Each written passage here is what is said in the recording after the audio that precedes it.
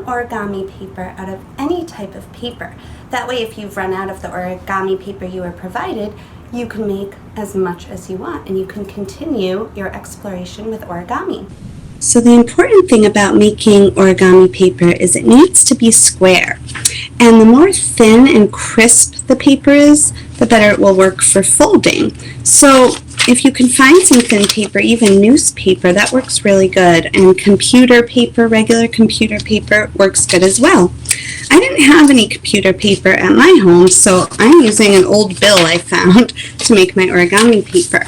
So this is a rectangle piece of paper. It's not a square, and we need to make it a square.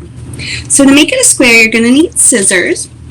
And what you do is you take one of the corners of your paper and you're just going to fold it until it gets to the edge. And just like in all the lessons we've been doing, you want to match it up as well as you can, as evenly as possible to the edge. And when you got it, you press it down.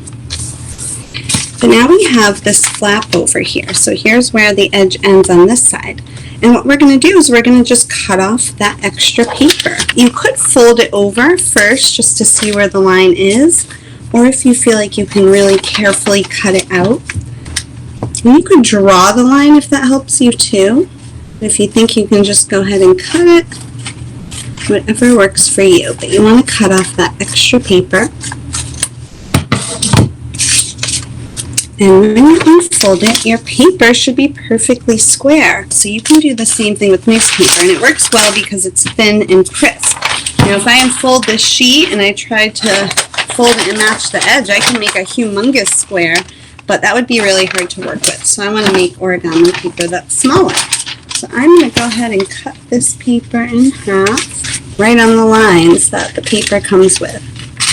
So you want to get it as even as you can. Take the corner, fold it until you match the edge, press it down, and then you're going to cut this extra part off. Or you could draw a line, unfold it, and cut on the line.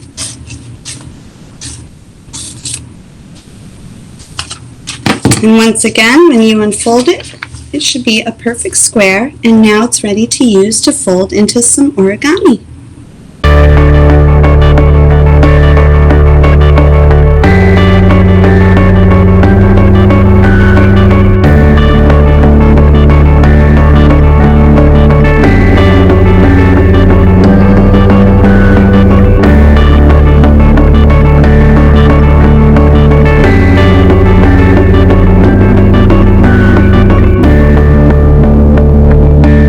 We'll be starting a new project next week, so have fun with this and enjoy creating.